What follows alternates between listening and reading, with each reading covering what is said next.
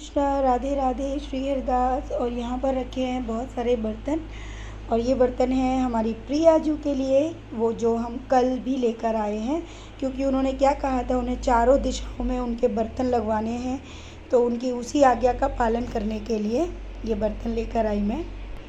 और अब हम चलते हैं अंदर, और यहाँ बैठे हैं हमारे प्यारे प्यारे सभी राजकुमार। ये देखिए मेरा प्यारा दूल्हा राजा, ये दोनों दूल्हे दूल्हे हैं। ये मेरा छोटा बेटा, ये उससे भी छोटा बच्चा है। ये भैया बहुत प्यारा बच्चा है मेरा।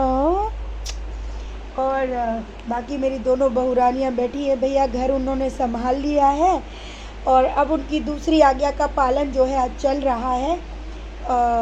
तो कल जो है करवा रहे हैं भंडारा। सबसे पहले तो दो चीज़ें कल हो रही है, भंडारा हो रहा है। भंडारा हम करा रहे बाहर, जितने भी जो भी प्रभु चाहते हैं।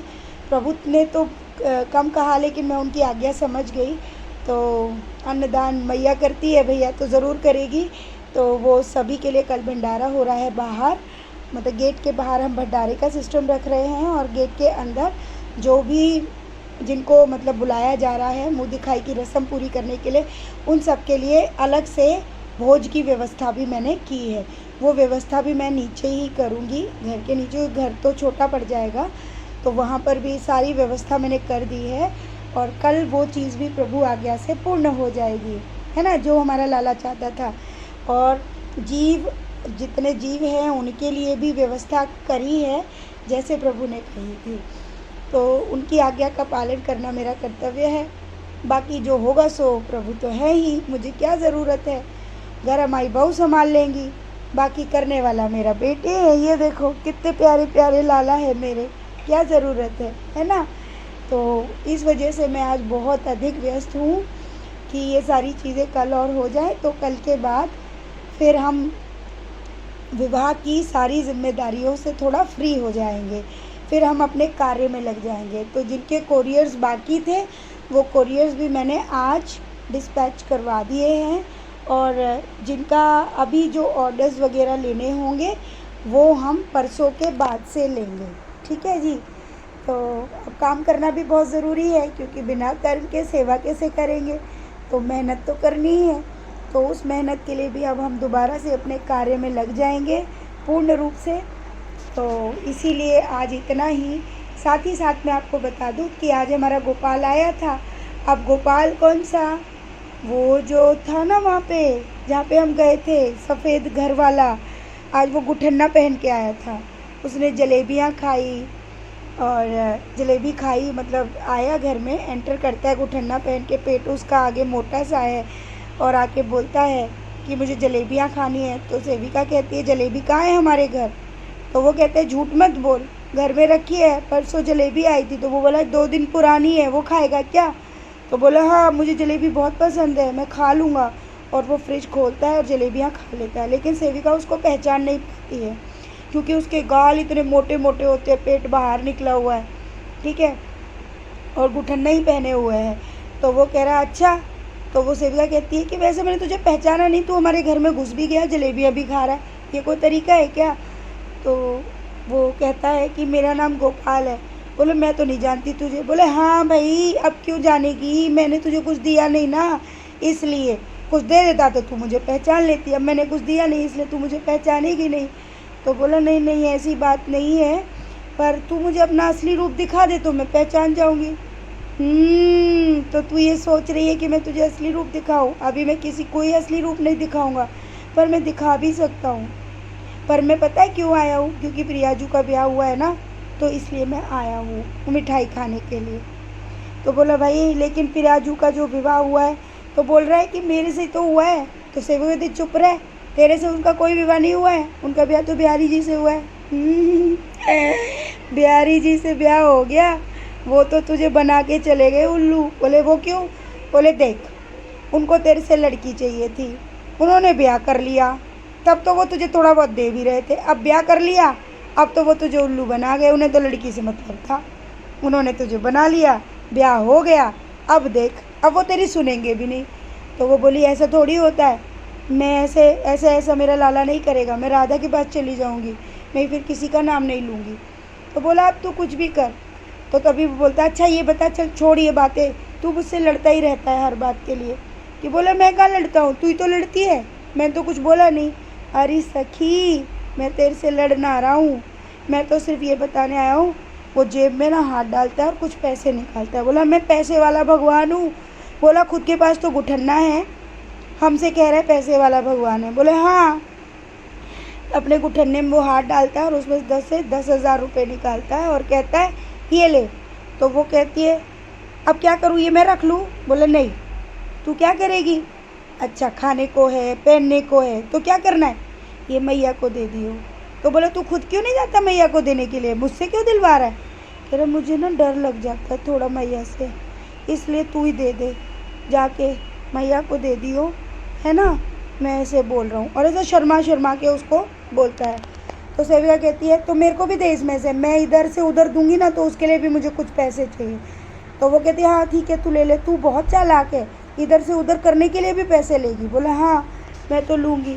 तो वो तभी वो सारी गड्डी वही रख देता है और वो फिर उसका देखता है कि उसके दिल में क्या आता है। तो सेविका के दिल में आता है कि मैं सारे पैसे स्वयं रख लेती हूँ और दिव्या को क्या पता चलेगा। लेकिन तभी उसके दिल में ये भाव आता है कि नहीं, मेरे पास भगवान आते हैं और उसके बाद भी मैं ऐसा भाव कैसे रख सकती हूँ, ये बहुत गलत बात है।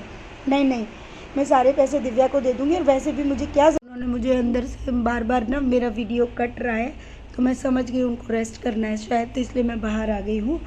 देखिए वो अब रेस्ट करेंगे, मैंने लाइट्स वगैरह बंद किया है और बाहर का वो गेट भी अभी बंद कर दूँगी। खैर तो लीला यहाँ पे ऐसे होती है, तो वो देखती है तो सेविका के दिल में आ जाता है कि नहीं, कभी भी मैं ये माया के चक्कर में कभी अपने लाला को नहीं वो करूँगी, खोऊंगी नहीं, मुझे कोई ज़रूरत नहीं है इन सब चीज़ों की। तो लाला ये चीज़ देख रहा होता है गोपाल चुपके से, और वो देखकर चले जाता है। तो सेविका कहती है गोपाल मुझे दर्शन तो दे देता।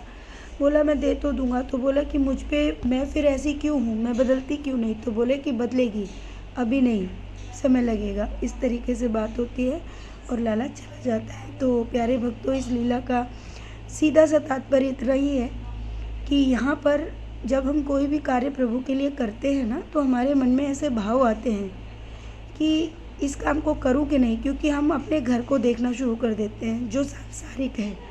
हम देखने लगते हैं कि अरे मेरे पास 1000 रुपये हैं, अब मैं इस 1000 रुपये को खर्च कर दूँगी तो बाकी घर कैसे चलेगा। लेकिन जिन मनुष्य के अंदर प्रभु के प्रति भाव अति उत्तम या बहुत आगे बढ़ जाता है, उनका ये विचार भी ख़त्म हो जाता है। तो यहाँ पर एक परीक्षा भी थी जो कि आज सुबह मेरे साथ ही घटित हुई। कि हुआ ऐसे कि जब वो कैटरिंग वाले और ये सब बोल रहे थे तो मैं ना अपना अकाउंट चेक कर रही थी, तो मैंने कहा आज तो ये सारी चीज़ है कि मैं कर लूँगी पूरा सारा। एक भाव मेरे दिल में आया, क्योंकि तनिक सा भाव तो मनुष्य के आना एक नॉर्मल सी बात है। तो मेरे दिल में भी आया कि चल लाला ने जितना कहा है मैं उतना करूँगी, लेकिन सुबह से दिल में था कि बहुत ज़्यादा करूँगी। लेकिन अचानक से जब ये भाव आया तो मुझे बहुत गंदी फीलिंग आई। मैंने कहा नहीं, जो भाव मेरा सुबह से था मैं उसी भाव को रखूँगी कि हर चीज़ मेरे लाला की बहुत ग्रैंड है तो ये भी बहुत ग्रैंड होगी।